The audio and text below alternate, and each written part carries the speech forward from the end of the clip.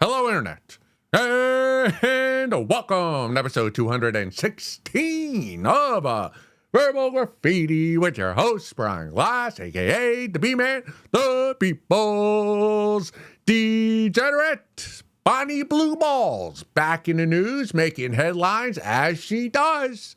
Now that I say it, though, I just bestowed the nickname Bonnie Blue Balls upon Bonnie Blue when she's anything but. I say that name, it makes me giggle. I stick with it, Bonnie Blue Balls. But if anything, she's a complete opposite of Blue Balls. In actuality, most of the time, when a John walks into a room in which a Bonnie Blue is there, more often than not, he's leaving that room cured of his blue balls. Blue balls no longer exist. And if you don't know what I'm talking about, and to be honest, I don't enjoy talking about Bonnie Blue Balls. It's not that I dislike her.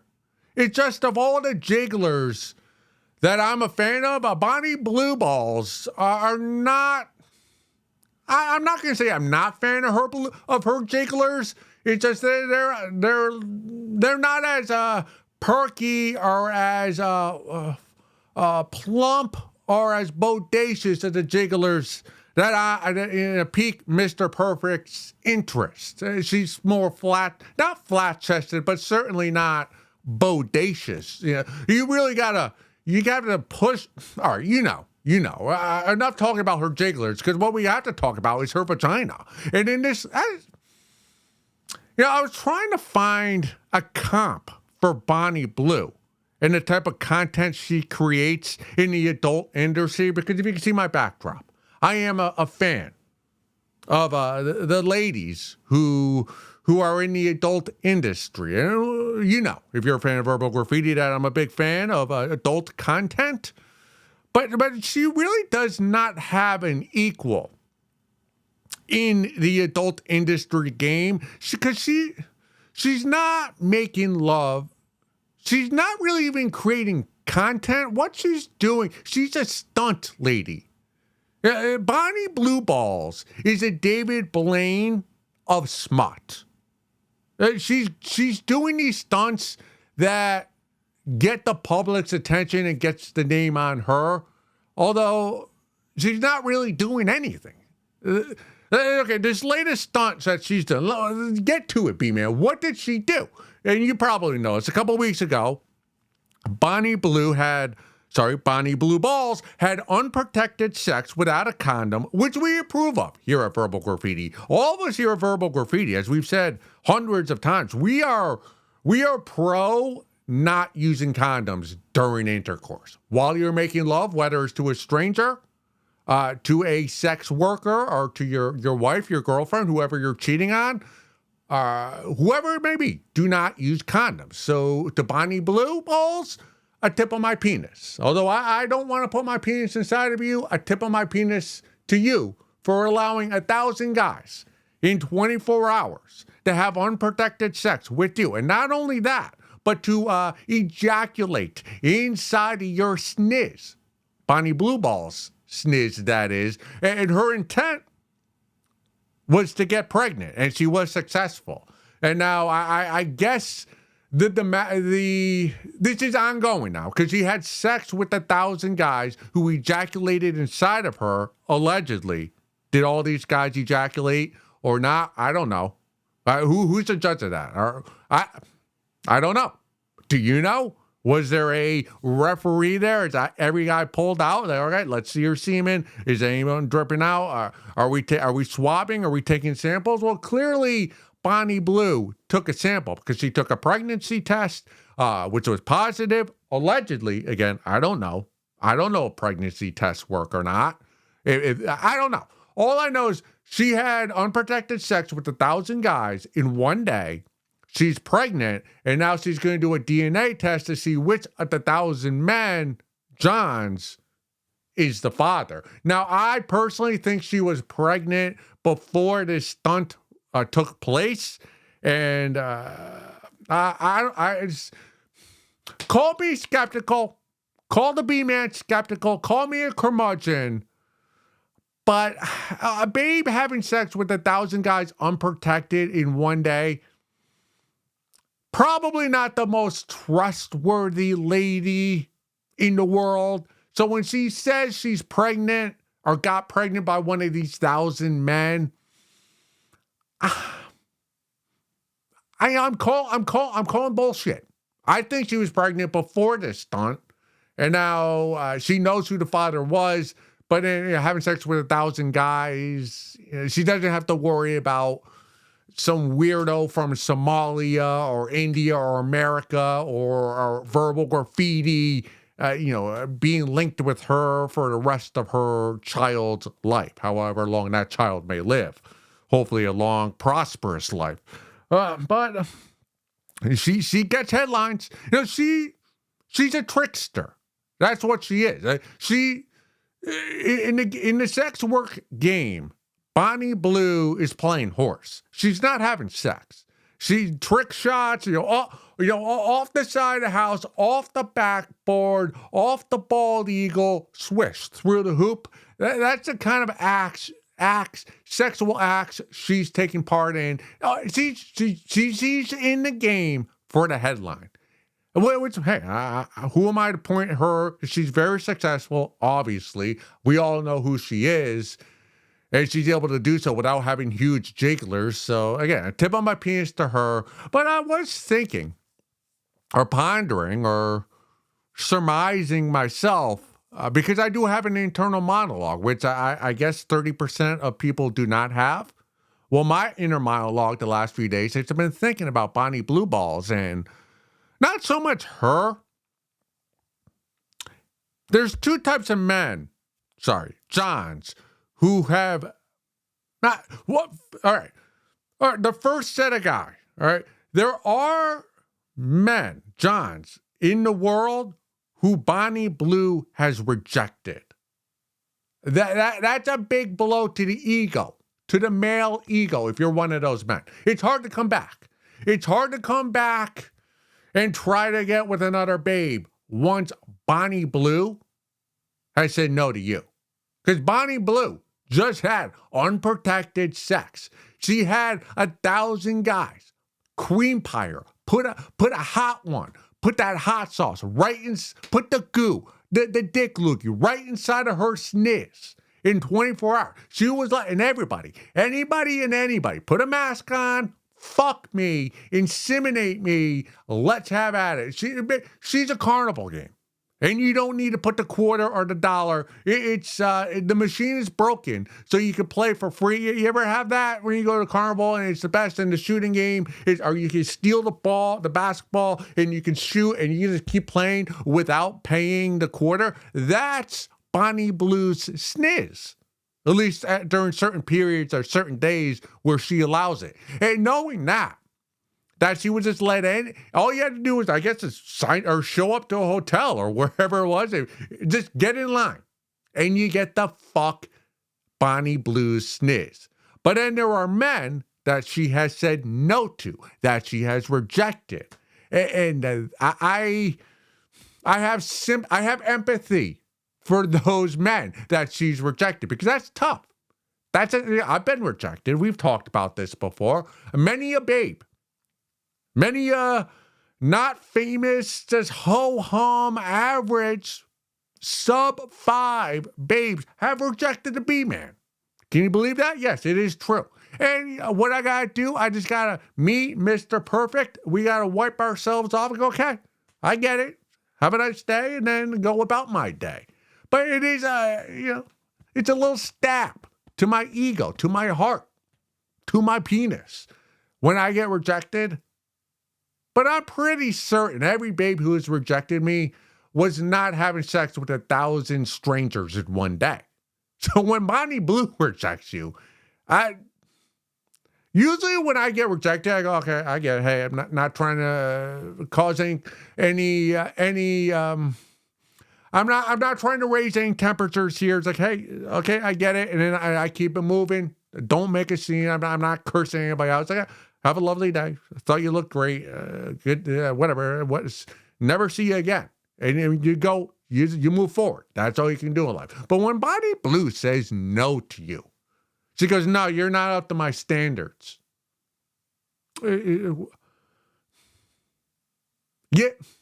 I don't blame the John who would go back at her and go, wait, well, why? What are your standards? And really push her for why she said no. Again, normal babes, when you get rejected, don't push back. I get it. And move forward or out with your night or your evening. But when Bonnie Blue says no, and you know she's taking hot ones, messy, just making her vagina just, an industrial sized bottle of Elmer's glue. But then she says no to you. Nah, you're ugly. Nah, you're hideous. I don't like the way you smell. I don't like your aura. Your pizzazz. You have no riz. It's like, still, none of those 1,000 guys in line last week did either, and you did them, but you won't do me? A guy has a right. A John has a right to ask her questions after Bonnie Blue says no. Enough about that. And now the second subsection of men, Johns. A coming of age story, these men. Johns. Sorry, why do I keep calling them men? If you fuck Bonnie Blue Balls, if you fuck Bonnie Blue Balls, you're a John. You're not a man. You're a John. And in my eyes, I look more highly upon Johns than men, although most people do not. Anyways, this second subsection is when Bonnie Blue had unprotected sex, made love with 1,000 guys in this one day, one afternoon period. Some of those Johns had to be virgins, correct? You got to think, hey, if she put out a roll call or put out a message on social media, hey, I'm going to let 1,000 guys inside my sniz without a condom. Tomorrow, here's the address, show up. I got to imagine wherever she was or wherever that took place, if there was a virgin nearby of, let's say, past the age of, 30, maybe 18, decide, hey, I don't want to be a virgin anymore, and there's a sniz available nearby. Let's go downtown. Have at it. I'm impressed with those Johns. The John that's able to make love to Bonnie Blue while you're a virgin. So it's your first time inside a sniz. That's what virginity is. You're not sexually active, and then you are. So if your first time having sex was with Bonnie Blue, and while she had hundreds of men waiting behind you to have sex with Bonnie Blue, and you're a virgin, and you were still able to get your penis erect and do the deed with Bonnie Blue, with all that pressure, with all those men, with the camera right there, that's impressive. That's impressive. I wish I had a better adjective than impressive, because that is. I can't pee in a urinal if there are Johns behind me. If I'm at a sporting event or somewhere like that where there's a big line, I get stage fright, and I gotta turtle up and go to the back of the line and give it and wait, and you go through the line again and then try to pee again. But to be a virgin, I mean, not even a virgin. If you're just a regular guy who has normal, somewhat consistent lovemaking, and there's Bonnie Blue, the camera. There's 300 men's semen are inside of her sniz, and she wipes it all out. All right, your turn. And then you go in, you get on top of her. If you're able to stay erect while there are 500 guys behind you waiting to do the deed with Bonnie Blue, and they're cheering and they're talking, and the cameraman and Bonnie Blue, she smells like other men, and the room stank. All these variables.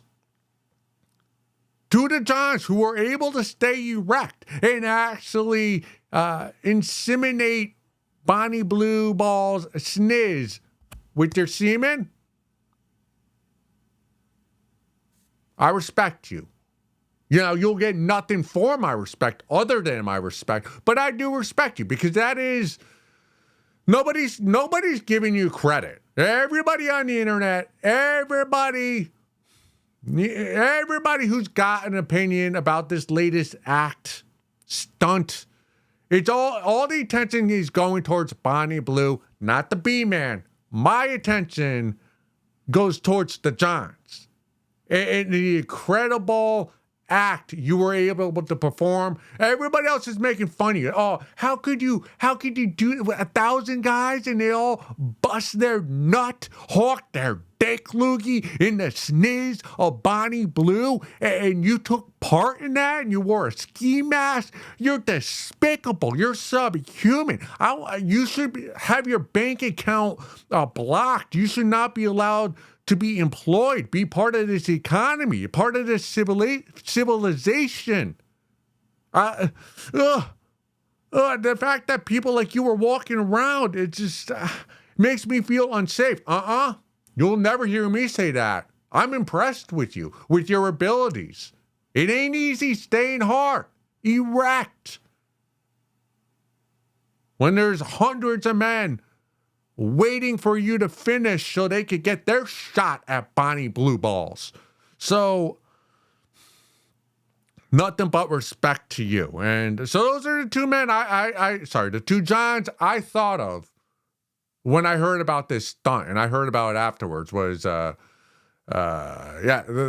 virgins. The virgins, it's almost doubly impressive.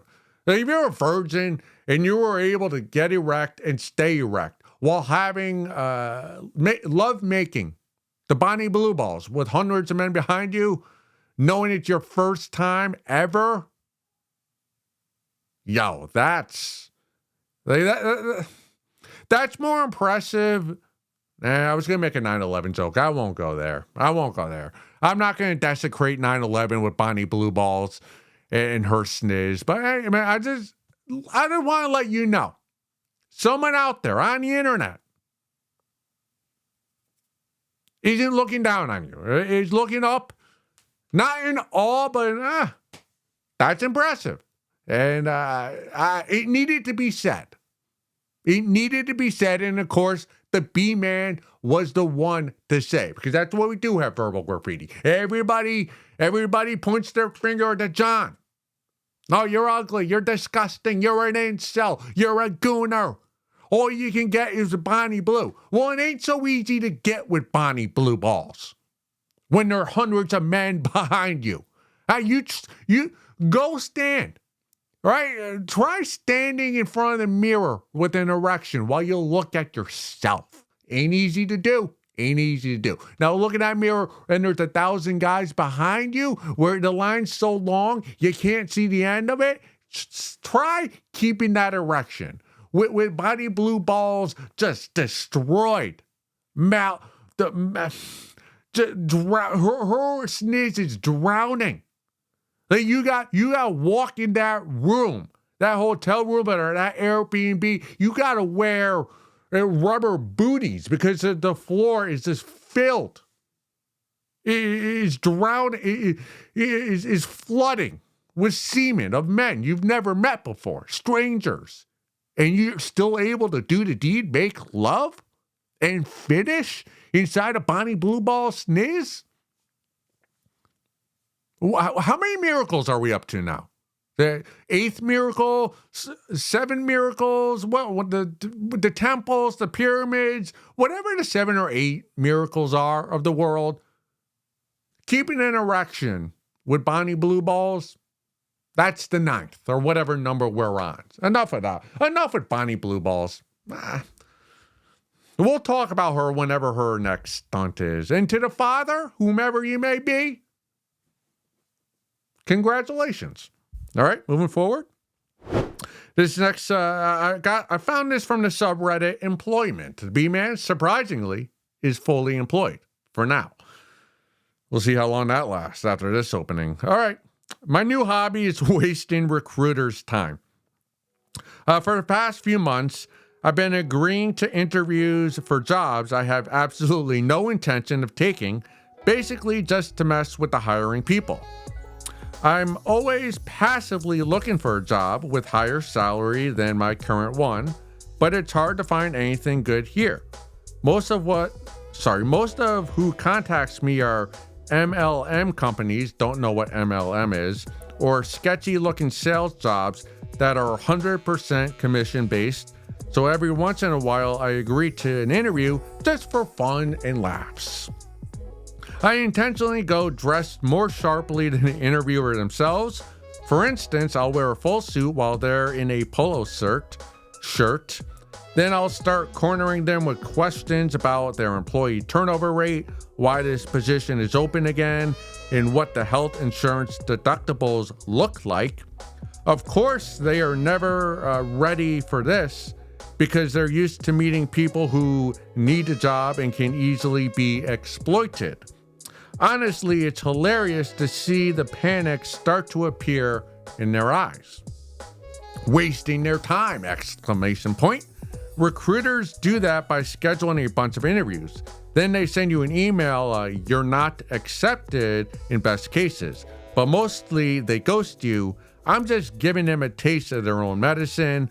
I know I can pass the interviews that I go through because I use methods like this post. I'm going to keep doing what I'm doing, but maybe I'll try to make it a good thing out of it.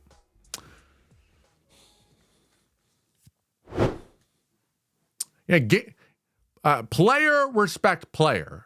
I respect your vindictiveness because there are a few things the B-man loves more than being vindictive. I'm not very good at being vindictive because I don't have that much hatred in my heart.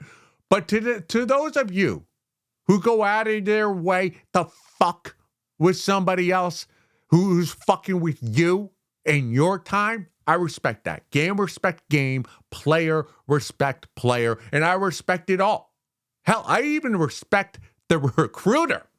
Right? I mean, nobody grows up wanting to become a recruiter. All a recruiter is a floozy that's not attractive enough to get a pharmaceutical sales representative job, or a Chad that's not intelligent enough to get a real sales job. That's all a recruiter is. It's a person who needs money. That's why you become a recruiter. There aren't many options left, so you get a recruiting job, and if you make some money, if you make some commissions, you stick with it. That's all a recruiter is. So you're never going to hear the B-man hating on a recruiter, because I know you need to make money. In this economy, you have bills, you need to make money. If recruiting is a way in which you're able to make some money, a tip of my penis to you. And it's heartfelt, the tip of my penis. But I'm also not gonna hate or try to bash or make fun or ridicule anybody who likes to have fun with the recruiter. Slap their dick across the recruiter's face and fuck with their time. Because I do it too. And not to recruiters, because I'm not on LinkedIn. I'm on LinkedIn, but I'm not active on LinkedIn. I don't even have I have my face, but I don't have my resume attached to LinkedIn, probably because it's not impressive. It's really nothing to look at. It's a bunch of dead-end jobs, much like those that a recruiter has. But I fuck with people. I love stealing other people's time because I'm not in a position of power. You see, I don't manage anybody. I'm not one of the lizard people. I am an entry-level employee in my full-time job, and I've never been in a position of power. I've never been in a position to delegate. Or what's not delegate? That's how little power I have. I don't even know the correct terms. Delegate responsibilities to other people. I've never been in that position. So there aren't many people in my life, or I don't get many opportunities to fuck with other people and tell other people what to do. So when a stranger comes into my life via my phone or the technology on my body or in front of me, yeah, I'm going to fuck with you because that's what everybody likes to do. Right? You always you get that question. Or many people will bemoan the fact that, hey, I had a coworker, that we were super tight, we were super fun, but then she became a manager and she became a total bitch and started delegating to everybody and pretending like we weren't friends and it went on this power trip. Yeah, of course. Because once you get a little bit of power, you want to make use of it and you want to crush the people under you. That's what power is. Now, I'm not in a position to crush anybody because I don't have anybody under me. So I'll give you an example. I get a lot of calls, as many of us do. Right? We all get calls from anonymous numbers. Most of you that are normal don't answer. Don't answer, read right away, click, don't answer the call. Me, if I'm not doing this or if I'm not doing stand-up, I answer the call. I actually get excited when I get an anonymous phone number because I wanna fuck. I want to dance with the person on the other line, and I want to see. I make a game of it. How long can I keep the salesperson or the telemarketer on the phone with me? And I don't feel bad about doing so because I worked a job. I did political polling at this university where I cold called people. That was the job. Gotta stop saying the word like. I would call, they gave me a list of numbers each night and I would call these phone numbers. I would probably make between 100 and 200 calls per shift. And a lot of people who would talk with me, again, mostly people hang up.